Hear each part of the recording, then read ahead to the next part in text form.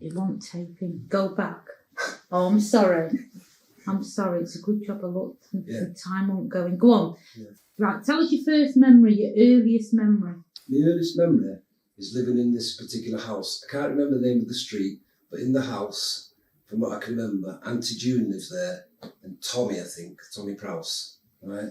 And Tommy Prowse had a 3-wheeler bike, you know, that with a thing on the back. Yeah. Whatever.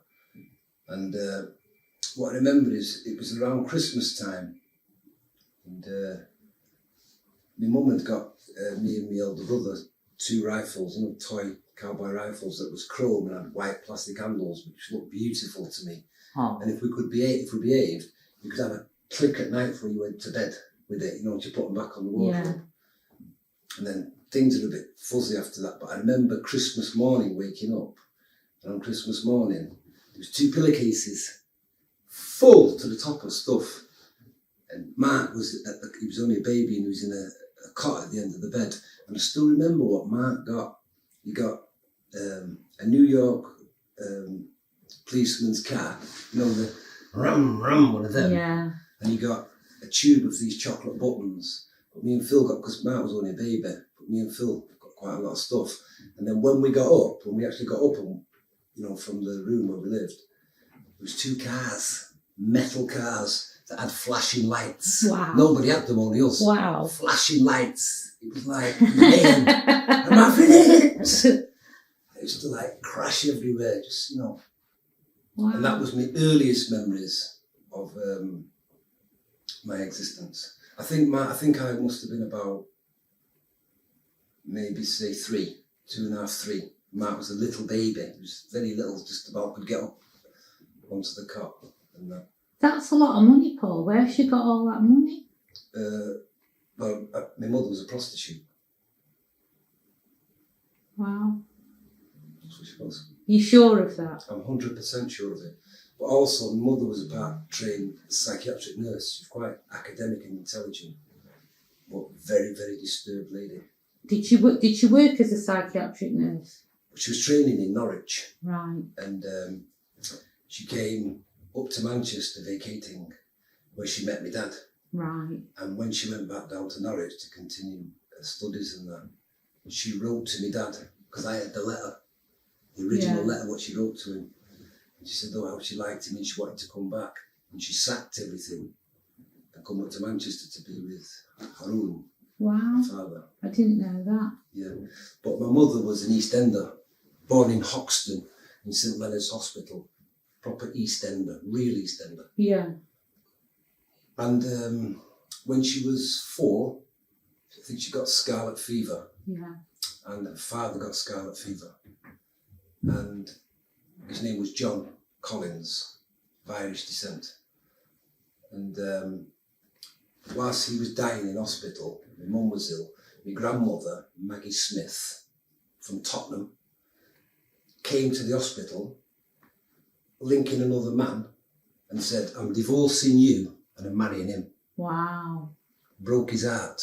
And he said he called his family together because he was the eldest of a lot, but he had a lot of brothers, sisters. And he said, look, he said, I'm going to die. Oh. He said, but take care of my children. Take care of them. Because my mum had, him and my grandmother, it was 4. It was my uncle John, the eldest, then my mum, then Auntie Sylvia, then Auntie Ailing. Yeah. Went in that order. And anyway, what happened is, my nana flitted, they called it flitting nowadays. She did the moonlight with this man who was called John Osborne. Yeah. And they moved out to Watford, which was an overspill from London. And once they got settled, this new man, John Osborne, he said, you've got 4 children. He said, I'll take 2 on, but the eldest 2, put them in care. Wow. Which she willingly agreed to. So my mum was 5, I think, when she first went in care.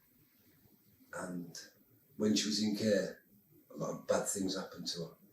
And I never found this out until later life. How old was she when she told you? I was about, I think it was around about 30 when she told me. Something like that. And how it come around was I'd started studying hypnosis, and I went on a course in Scarborough, and we did a lot of regression on the course, and I hit a lot of trauma in the regression. Yeah.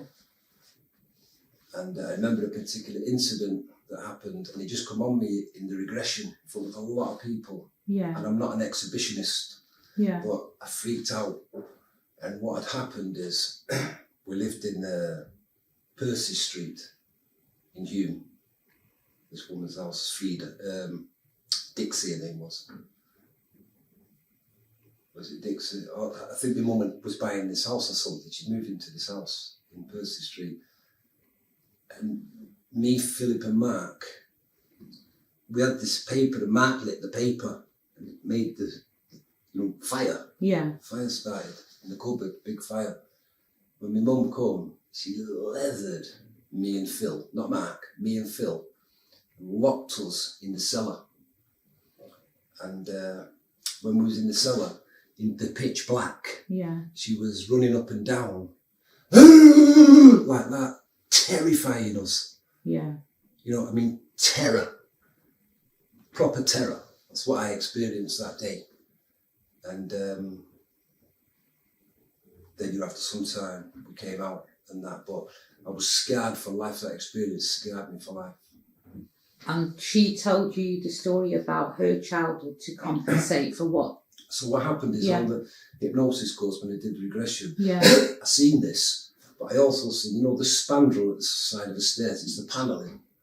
Well, in the old days, what they used to have panelling called the spandrel. And it was pink, painted pink.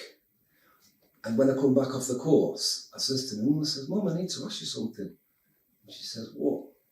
Not being a cockney. I said, when we lived in that house in Percy Street, the side of the stairs, was it painted pink? And she immediately started crying. Right? Immediately started tearing up. I said, what's wrong?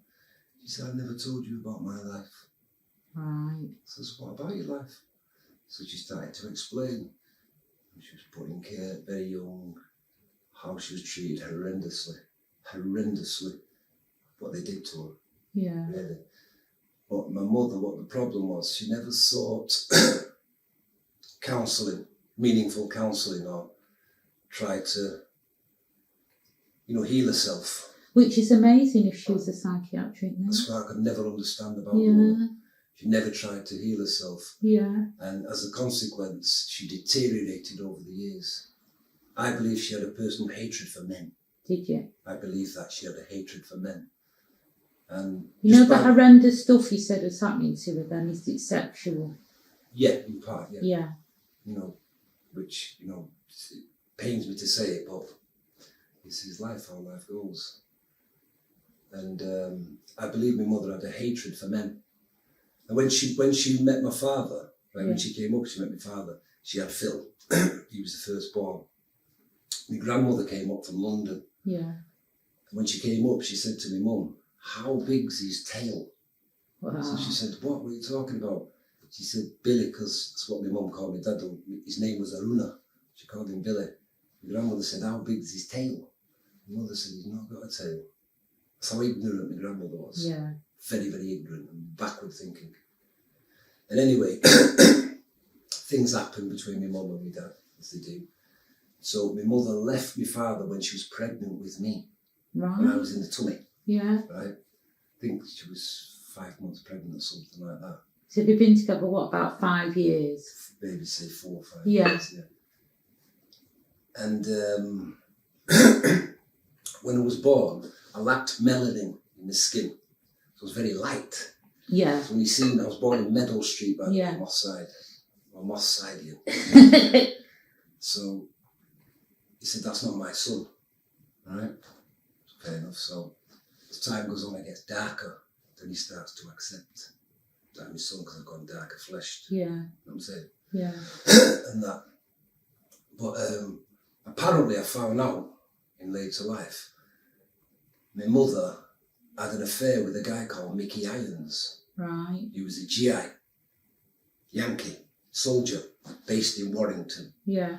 And this Mickey Irons, when he was leaving, going back to the States, come from Alabama. and he wanted to take me with him to Alabama, but my mother said no. So did he think you were his son then? Well, my mother was very cagey about things. Yeah, but you look like Phil. Right.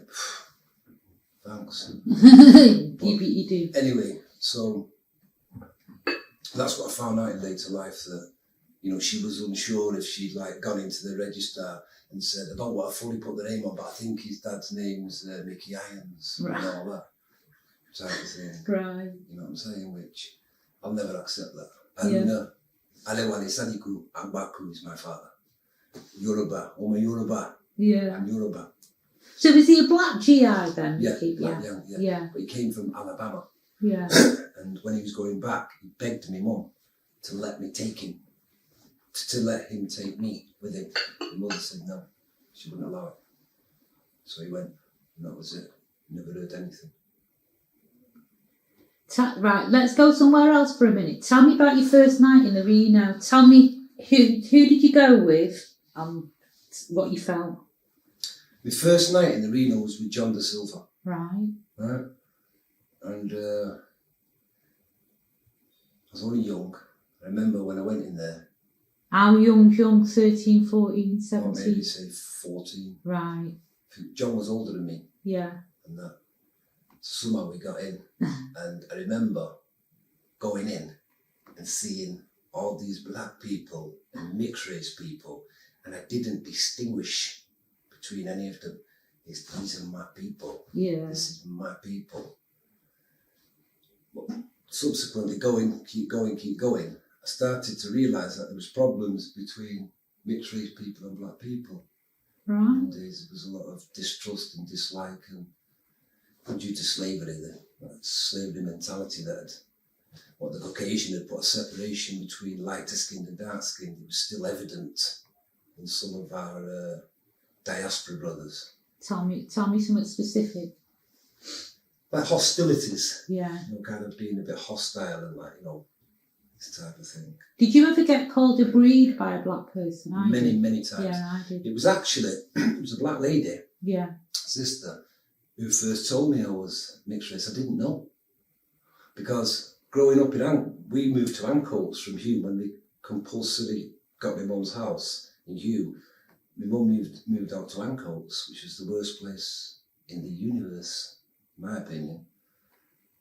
So all it's pure white though. Yeah, and hardcore working class, but unacademic people, thick people.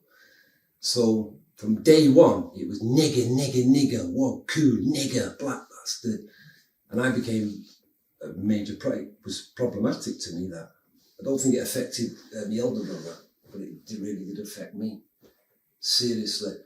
So one day, we got kicked out of our first junior school, which was St Mark's. We went to a school called Nelson Street. Why did you get kicked out? We just couldn't cope with what was going on. Right. So there was all kind of problems, so we got took out of there and went to Nelson Street. And whilst I was in Nelson Street, there was a guy came from Barbados by the name of Peter Best. And it was summer. He had a green duffel coat on, right, in the summer, right. Winkle pickers. Yeah. That was like deadly. Yeah. Deadly weapon. Right. And short pants. Okay. So he just looked at lace. So was you obviously crazy? Straight from Bridgetown.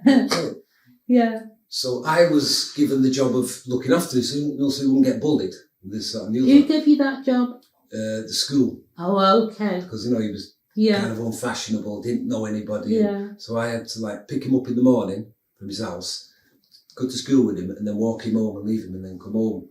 But his mother, who was a nurse, started to beat him severely. Severely beat him. He kept running away. He kept coming to our house and that. Oh. You know, my mum's house and everything. She really was cruel to him. Why was she beating him? I don't know. I was too young to really get into it. Yeah. And one morning I went to the house. Remember now, when my dad comes to pick us up and brings us to my side, I just assume I'm black. Yeah. And with the white populace saying nigger, they didn't distinguish between this degree of melanin and a darker person, you know. So I just assumed as a child that I'm black. And anyway, to bring the story forward, this Mrs. Best, I went one morning to pick Peter up and he was getting ready upstairs. She said, come in. I sat down. She said, where's your father from? I said, Nigeria. Where's your mother from? I said, London. She said, so you is a breed. Wow. I said, what's that? She said, you is a half caste. I said, what's that? She said, white mother, black father. So it was somebody from the Caribbean who first told me that I was mixed race. Other than that, I assumed blackness. But that's not because your mum's white. How can you It be doesn't black? matter. I just assumed because of how my mother used to racially abuse me as well. Right, You see, mine did as well. serious racial abuse from my mother. She had a short fuse, no self-control, and she was racially abusive to me. Only to me though. I was the only problem. Yeah. Ma was white. Yeah. Phil was probably the same tone as me, but Phil was kind of a soft kid. He never fought or anything like that, never had a fight. You know, always studious, studying, and, you know, that type of thing, getting encouragement from mum. Mum loved him. Mum loved Phil and Mark. It went in this order. The mum loved Mark first, Phil and Gally second, and she didn't love me at all. Oh. Absolutely not. It's not, it's just, that's the way life goes. So, you know, I accept that. But the lack of love disturbed me that much. I ended up at the psychiatrist as a very young guy. How young? I was 8. Wow. And I still remember my psychiatrist, Mr. Brennan. And what they diagnosed me with, he said, you know, when they had to keep going there every week and doing things and watch me drawing and watch how I interacted and that. And their diagnosis of me was that I was maladjusted and my behaviour was bordering on sociopathic. Wow. Because at 8, they said this when you that's were what it said 8. when I was 8 years of age, all the reports. Wow. And I had, you see, because my mum was so cruel to me, very, very cruel indeed, that I became cruel because I didn't know love. Oh. My mum never cuddled me as a kid. And as a consequence, in later life, when as a man, my mum ever cuddled me, I froze. I didn't like it. I didn't like it to get too close because I'd never been primed for that as a child. Yeah. But I'd seen her with my own eyes cuddle my brothers. When you were little? Yeah, but not me. And that kind of made me feel like I wasn't wanted. Oh. And then I remember a particular pivotal point in my life. I think I was 9, Linda, or 9.5, something like that. And I'd done something, because I'm always getting in trouble. If I wasn't killing somebody's dog or cat, or clearing ankles for pigeons, I was doing something. So I'd be pigeons left in ankles, so yeah, crack shot. And this day, my mother said to me, I'd done something, and she said, you know, you, she gritted, I still can see the image in my mind. She said, you hate me because I'm white. Wow. You want a black mother. Oh. And I looked at her, you know, as a kid, Yeah. I was a bit confused. And she says to me, and I'll never forget this, she said, I'm not your mother. Oh. And because she used to beat me severely, really, really beat me with no control. I mean, no control, Linda. Proper, when I had scars. Well, it's that bad. My behaviour totally nosedived.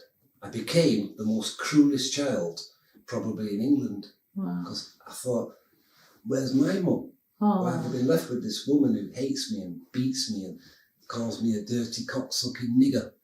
So that's what my mum used to say to me. Fucking Allah, hell. subhanahu wa ta'ala knows that. What was going on? What do you think now as an adult was going on in her head to take her there?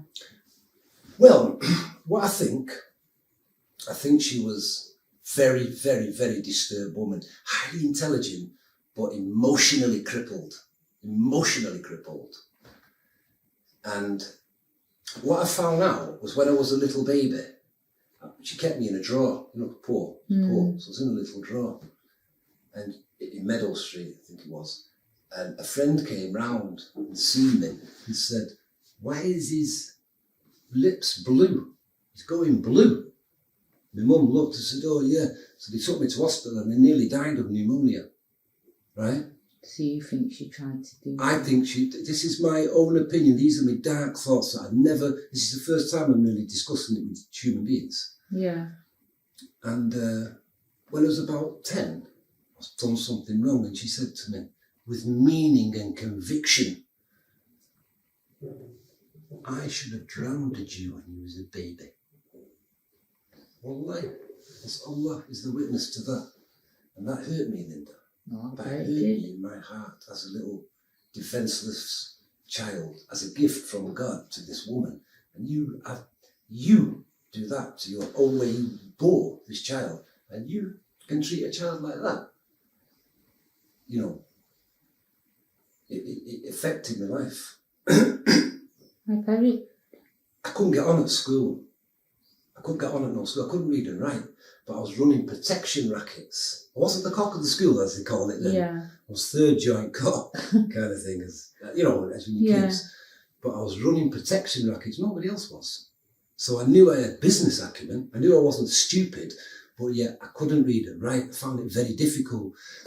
But going back, my mother used to call me a thick nigger. That's what she used to say. Now, you've been a mother yourself, and a good mother, I may add. If you got a baby, a little child, and you're responsible for that child, and you are constantly saying horrendous negative things, you're programming the computer of that child. No, wow. Right? And that child is going to react in a certain way. Yeah. You are the orchestrator of that. And she was. You know. And as I say, I was under the child guidance clinic, and they made What's the first incident that makes them come in and see to you? You know, why did they suddenly go, you need psychiatry? I tried to kill my brother. Really? Mark, God rest his soul. Linda, that hurts me to say that. Believe me, it hurts me. I tried to suffocate him. When we was young, Mark used to call me a nigger all the time. So he was pale, wasn't he? I had a serious problem with colour. He used to call me a nigger, like everybody else in the neighbourhood, and like my mother. I had no respite from it. School, home, no respite. Yeah. You know, from this, and I'm a child. Oh. And I want love. And I want somebody to tell me that they love me. Oh. I don't remember my mother ever telling me that she loves me. I never remember that, ever. Yeah, I can remember a lot of hurtful things. It's as if she strategically tried to ruin me, strategically. Paul just did a little bit of a favour to your mum. Do you think it was because she left your dad when she was pregnant with you? Because she's fucked up at that moment. I know it's no excuse. Do you know what I mean? But she's fucked up at that. She's insecure, completely in the wrong situation at that. You should have security and be with... What I actually think now, because I've studied a lot of cognitive therapies and I've got quite a lot of qualifications in this stuff, I think my mother was part schizophrenic, in part mildly schizophrenic. And I think when she had me, she was suffering with postnatal depression. Yeah. And I think she had no self-control. No, you see, with my mother being in care, nobody had ever really loved her. Yeah. She was just a statistic, a number. Oh, so she's passing it on. Just being hurt by people. So she didn't have a role model to say, this is how you be a mother, Dorothy. This is how you treat your children. She didn't know that. I mean, who am I to say that a person shouldn't have children? What I will say about my mother is that she should never have had black children. Wow. She was not suited to having black children. Tell me why. Because of the way she treated me. Yeah. She had you don't say to your child, your little baby, right, you dirty cock-sucking nigger, you little nigger, I fucking hate you, with passion and meaning. Because the more meaning and passion you put into it, remember, I'm a child, I've got no psychological defence against that. You know what I'm saying? To you, it's real. I'm like a sponge and I'm absorbing it. And I'm thinking that, well, I am not worthy of love. Oh. Who's going to love me? That's what I used to think as a kid. When I was a child, a thing that I've never told anybody, you're the first person in the world to tell this to, I always wanted to commit suicide as a little kid. Oh. I did. That's the truth. Where would you be and how would that seem to you? To a kid, what is committing suicide? Jumping in front of a bus, something like that. I used to think it, and when I used to be crossing the road, I used to get nervous as a kid. You want to kill you because you think you might do it As you're crossing the road. Yeah, because I never felt that was my family. With my mum saying them things to me, I never felt it was my family, ever. Oh. Never, ever really felt it was my family. But of all my family, I loved Mark dearly. Even though Mark used to call me them things, I loved Mark. Why is that then?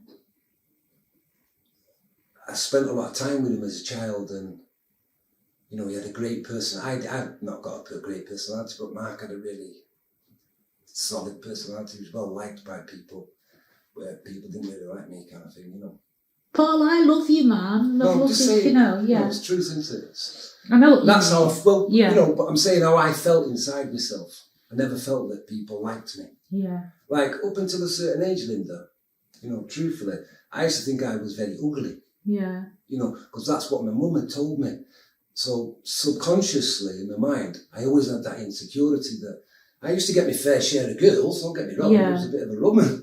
But I always had this insecure feeling that I was ugly inside myself. No matter what, I always thought that. I never see myself as some good looking guy, ever, because of what my mum put into me. Yeah. You know, and I always wanted to, in the end, I wanted to get away from white people, Caucasian people. Do you think that stems from the whole experience with your mum, or is it just white people in general? I think it stems from the experience, my upbringing, and the area, the environment. I asked my mum, Linda, one day, you know, I said, I want to ask you something, Mum. She said, what? I said, why did you move us from Hugh, Moss Side, Black area, into Ancoats? The answer was like flooring, to tell you the truth. She looked at me and she said, I wanted to give you the chance. Oh. Wanted to give me a chance, what we went through, especially me. Yeah, but Paul, she wouldn't have known that. She'd have just seen Moss Side and you as downbeat and nobody has a chance. When you start seeing your child going proper ill, right? You have to explore and understand and find out what's motivating this child's behaviour. Why is he behaving like this? Is that not good parenting? I know, but Paul, what if in this deep and around psychology she knew it was herself? I think, well, you know, a funny thing happened, Linda. Just before my mum died, when she was in hospital, she had an aneurysm.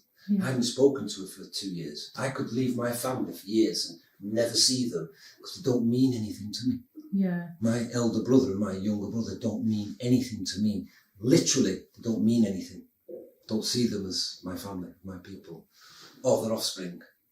You know. Okay. But Mark is different.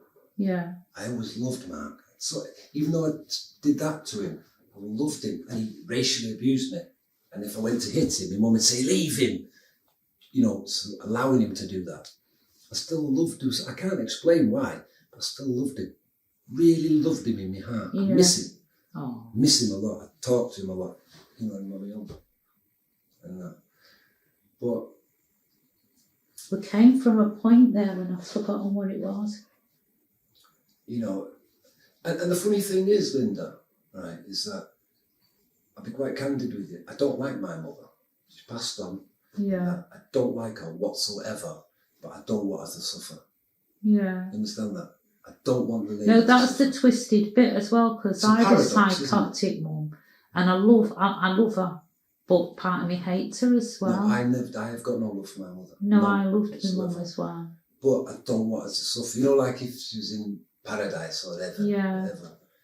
The thought of her suffering is too much for I can't think that way. Yeah. But yet I don't like her. Yeah. And I spoke to a psychiatrist about this. Yeah. And this psychiatrist, her name was Wendy, and she said the majority of the cases that she's dealt with that are similar to mine is consistent. That's consistent.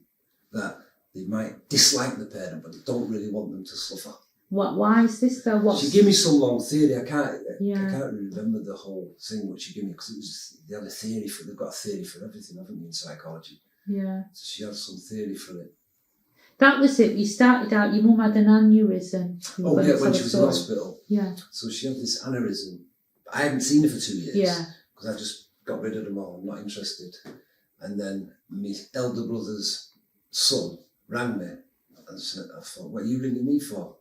And he said, Nana's in hospital. She's really bad. So I said, where is she? So North Manchester. So immediately drove up there, immediately in the car. Within 45 minutes I was there. And she was like unconscious, but, you know, like hard breathing kind of thing. I got a bit upset and that. And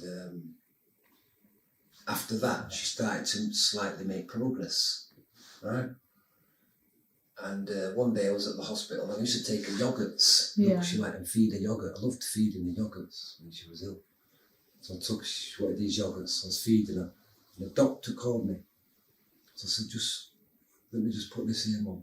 So I went to see the doctor. Said, when you give that to your mum, can you take your mum down for an x-ray? I said, what? He said, I think we found something else. So we need to be sure. So I says, yeah, no problem. So I let her finish the yogurt and had this big thing. So I says, right, Mum, I've got to get this chair. We've got to go down to have you x-rayed. Yeah. So she was a bit like, she's coming off Ativan, which she'd been on for years. Yeah. And all that. What's that? It was when she had a mental breakdown years ago. We put her on this drug to stabilise her. Yeah. And so I got this wheelchair, got my mum in it. She was very thin, defenceless lady. Oh, I've seen mine like that. Right, she was decent, you know. And so I'm wheeling her down and that, and laughing and joking. She's not saying much. So I got down to the x-ray department, called the nurse, give her the thing. She said, just, you know, we'll be ready soon. So turned my mum round so she could see me. So she's not she's not quite just looking at the wall to see me. So she feels confident. So she looked at me, Linda, right? Mum looked right at me. So I was laughing, joking. Yeah. But I wanted to make her feel good. Yeah. I mean, you know, she's in hospital, it's not nice. And she looked right at me and she says, don't laugh at me, Paul. I'm still your mother. And I looked at her. I says, what do you mean, Mum? She said, don't laugh at me, I'm your mum. I said, I'm not laughing at you, Mum. I'm trying to make you feel good. So I was a bit perplexed by that. And then the nurse came in, because they had to strip her off, so I'm not going in there. Yeah. You're a woman, take her in. And I sat there, and I was really perplexed by this. I thought, I genuinely was trying to make her feel good, and she said that. And what I deduced myself was that a guilty conscience needs no accuser. And I think my mum had guilt in the end for the things that she'd done to me. Mm. And I think she felt vulnerable and frightened. Yeah. But the thing is, Linda, as Allah is my witness, I would not hurt my mother. Mm. I would have killed for my mother, even though I don't like her. I would never harm her like that. I wouldn't do it. You know what I'm saying? Yeah. And looking back now, the experience I've got in life, and that, I think that my mum felt very vulnerable and didn't trust me. Yeah. That's what I think. That you might pay her back. And I wouldn't do that. Wallahi, I wouldn't do that. Now the tables are turned, she's vulnerable and you're the strong person. I would not do that, right? And mother married a man, this Jamaican man. His name was Smart Evans Lynch, right? He was having murders with him all the time. Yeah. So the last time I seen him, I was at my mum's house and she was fighting with him that side, a bit of a scuffle with him, and kicked his stuff out, go. And it was at Christmas time, winter. So nobody had seen him for weeks. So the police come to my mum's. I remember this. Right, into the blah blah blah. Smart Evans Lynch. So my elder brother had to go and identify the body. Right, now he'd fallen in the canal, right, and ice had gone over. Wow. And he'd been there for a week or two, right. And once the ice thawed, well, obviously he was spotted. But I always thought, up until the day that my mum died, that my mum believed I did that. Wow. I believe that in my heart and soul. My mother thought that I killed that man. That you left the house, that you killed him because you left after the fight, or you followed him and killed him? That I'd followed him and killed him, threw him in the canal. I always believed that. My mother thought that. When my mother spoke about that, she never looked me in the eye. Never, ever. So one thing, my mother, she was very confrontational, my mother. She never looked me in the eye when she spoke about that to me. And I always got the intuitive feeling that she thought it was me who did that.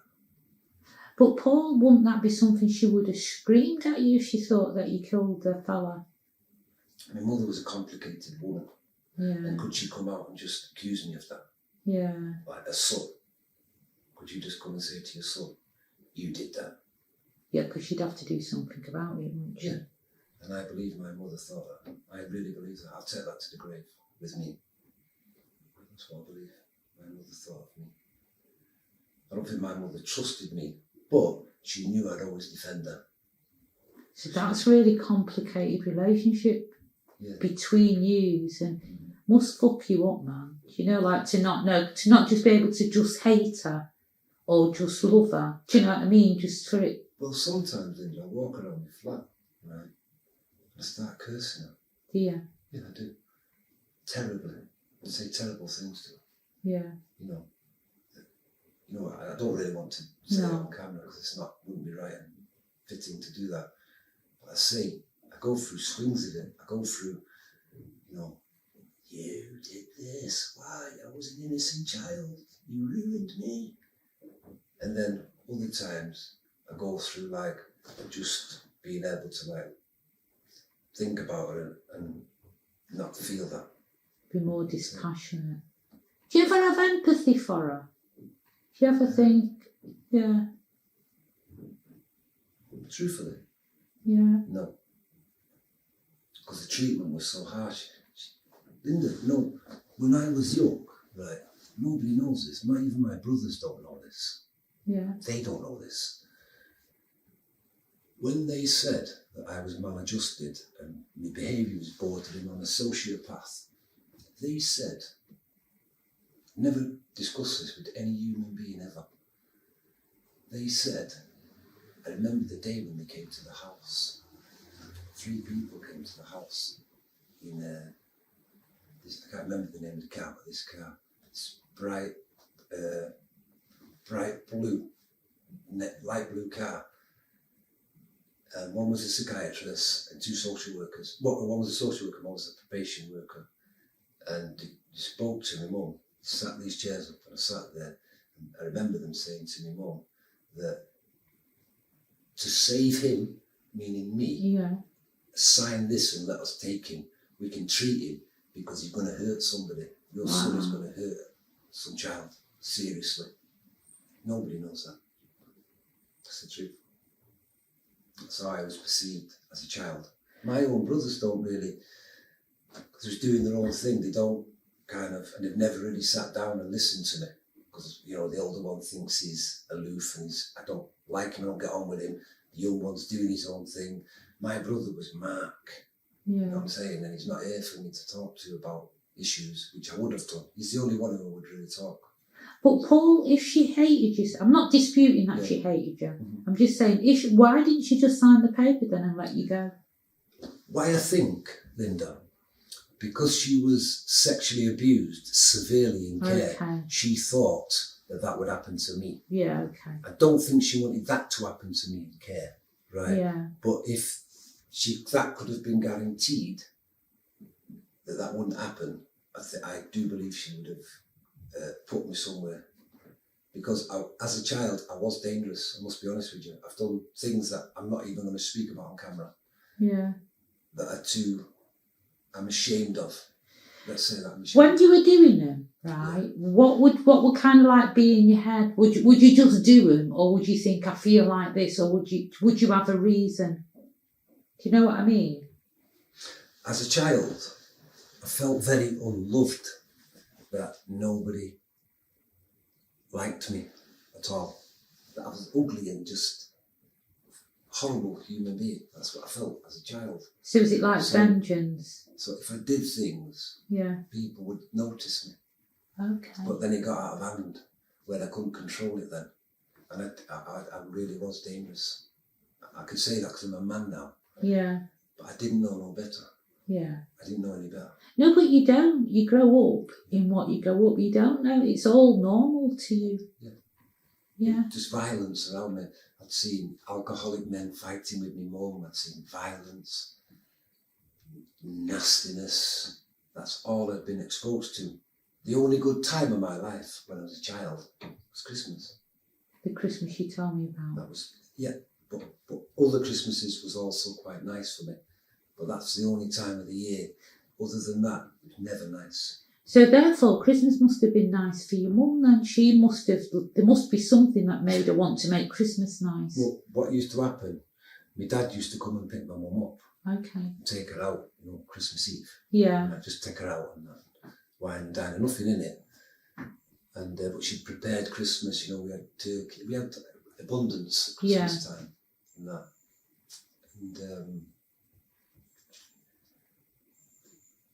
And so there was harmony there, and sometimes he'd drop her off, go back to where he lived, and then he'd come on Christmas Day, have a Christmas dinner sometimes. And when my dad used to come, I used to lose my breath with excitement. Oh. I couldn't breathe sometimes. I loved him so much, that man. Did he love you back, Paul? No, not the same way. No, he didn't. And how often, so while your mum's doing all this, where is your dad? He lived in Moss Side. And how often did you see him? He'd come see maybe every 2-3 months to see us. And he'd take us to the pictures. But a lot of the time when he used to come, he only wanted to take Phil. Why? I never knew that, right? He always wanted to take Phil. And I used to kick off Premier League. He was compelled to take me. Because I went psycho. I had lost control. Because I loved him and I wanted to be with him. And I wanted to be near him. Oh. Is that because in his heart he still maybe believed you weren't his? No, I think he treated me a bit better than my mum.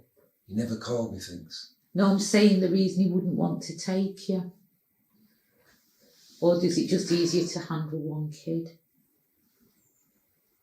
I think for many years he had doubts. Yeah. I think there was doubts in his mind because when he died, did I tell you before? When he died? No. Well, Latty. Yeah. My dad had already he was a coal miner. Yeah. And he smoked as well. And so he had a lung, he had got cancer, so they removed one lung with it shut. Right. And he was all right, he was making progress. And he started smoking again. Right. So he started to go a bit ill. And I hadn't seen him for a couple of weeks. I was on Princess Road, and Latif, said, Adbaku. I said, Latif, how are you doing? He said, why have you not been to see your father? I said, I'll go up and see him soon. He said, you don't go to the hospital. I said, what? What do you mean? He said, he's in hospital, he's ill. Caught the bus immediately. From there, straight to Monsell, Monsell Hospital. And when I got there in the hospital, I had a picture of my daughter, Siobhan. Oh. There.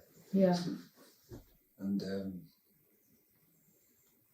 could see, well, it wasn't really going to make it, really, I suppose. So I got upset and was crying.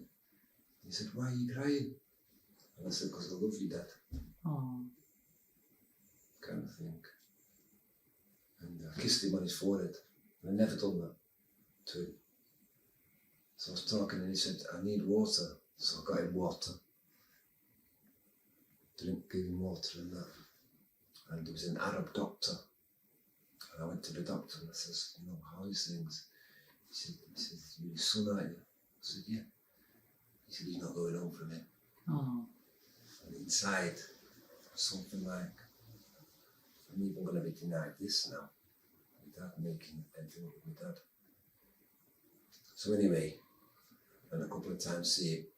And then the last time I seen him, I left. And my uncle Michaela, his cousin, was going to the hospital. But we missed each other. Yeah. And he was on morphine, my dad, because he was dying. Yeah. And he said, I found out later, my uncle Michaela was upset and that. And then when my dad died, I promised him at his funeral, I said, 2 things I'll promise you. I will go to Nigeria and I will send your blood back home. Oh. How they treated you here, your blood will go back home through me, Dad. And I swore that at his funeral. Allah is my witness, I swore it in myself, just in me, that I was going to do that. And anyway, it was a bit criminalish and that, but I got a job.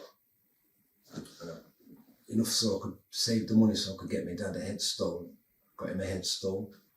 had the headstone fitted, and then I carried on working, and I got the money for the ticket to go to Nigeria. Oh. And I managed it, and I got the money. I was determined to go to Nigeria to see my people, my father's people. And the day before I was going, my uncle Michaela rang me. He said, I need to see you before you go. I said I was going to come to see you anyway. So he lived up Hume, so I went up to see him. He was a bit upset. So I was quite concerned. He said, I've got to tell you something. Made me some tea. And I sat down. I said, what is it? He said, surely you're blessed. They understand what he was going on about. He said, what your father says to me before he died, he said, look after Paul. I've made mistakes with him. Oh. Right? He said, look after him. He said, and I know he's going to Africa. I know Paul's going to go to Nigeria. I just know it.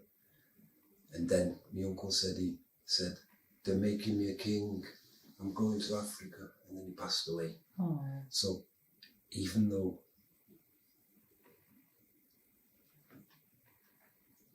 I thought he didn't love me, he didn't know me. He did know me. And that's what happened. He knew me more than I thought he did. Yeah. You know, and eventually I took his blood back. I took his blood back home. I had a daughter in Nigeria. You know, and that was glorious for me. She's here now in Croydon. You know, she's doing well for herself. And she loves me a lot. The other kids don't love me, but she loves me. Wow. Too much. She rang me, you know, I think I might have told you. Yeah. She rang me recently. She said, Daddy, she said, I'm worried. I said, why, what's happened? And she said, I'm worried about you now. I said, why? She said, she says, you know, I don't want you to die in England. I've seen the way they look after their own people here, put them in homes and don't love them. She said, and I don't want you to die here on your own. I need to know that you're going to be safe. And it,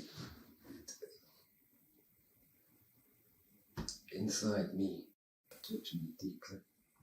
Oh. To be truthful, it really touched me. Because I never really think that my kids love me, but she does, and I've not really done much for her. You know, and then when she rang me the other night, as I said, after she rang me, I turned all the lights off and I sat down in my chair, and I was talking to my dad, and I said, you know, out loud, on me there, I said, I've pleased you, Dad. Oh. And I felt warm. Very warm inside, you know. And that was it really. But she's concerned, you know, she loves me a lot and I love her. And that's it really. About her. You know. Do you want to do another one another day? Yeah. No, carry on. Let's carry on, you're alright. Yeah, fine. Wow, I don't know where to go from then. You just proper upset me. I'm sorry, I didn't. No, don't be daft, don't be daft. It's true though, you know. Yeah. It's happened. Wow, Paul. And, you know, as I say, Linda, you know, getting on to the mixed race thing, no, I don't see myself as half caste or mixed race. I see myself as black, as a black man. Totally inside, I see myself as a black man. Paul, I've got one question about your mum, going back. It's just something I think. Do you think the white women that had black kids was annoyed with the black kids? Because that, even if they don't, people's going to hate me for saying this. Because when you've been with a black man, I think, I don't know how true it is, you can't go back in time. You can't pretend it never happened in that. And I don't think at that time white guys accepted them back. No, I don't think. I think that's true. I don't think if you was a Caucasian woman, once you'd slept with a melanated man or a black man, I think you was regarded as vermin in the system. So do you think part of her was annoyed about that? Because if she's not with your dad, she's kind of already done the done.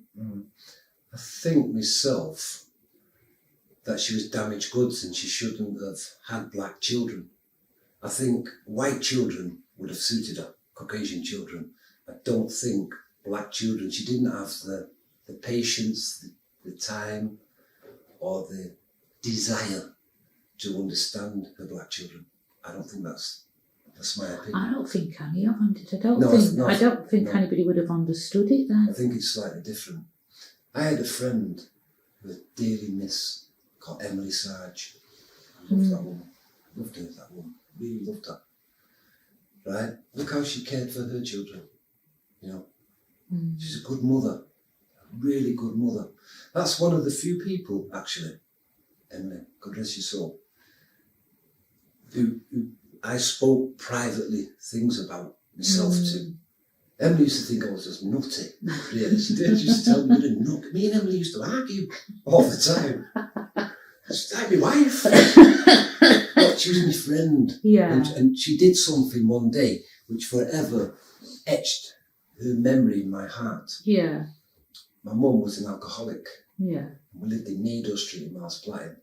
She took off with this guy, Ivan. I remember that. Can't remember his name. Yeah. There was no electric. So I was living without electric in the house. Yeah. And Danny, I moved around with Danny Sargent, who raised his dad, Tommy.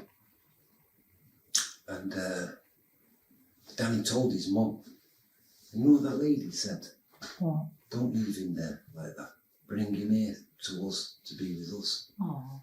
And in my heart, that one kind thing, I never forgot that. When that woman died, I was heartbroken. I never let a kid see that. Yeah. Because it's their mum. It's not for me to be like that. But in my heart, it was hurting. I was closer to Emily than my own mother. Nobody knows that. I was closer to her. She knew things about me that my own mother didn't. Even though me and Emily used to argue. And what would you argue about? Just loads of things. She used to say, you're nutty. She did. And what would you say? No, I'm fucking not. No, I never swore in front of them. I never swore in front of all the people. Yeah. She used to say, no, I'm not. She used to say, cup of tea.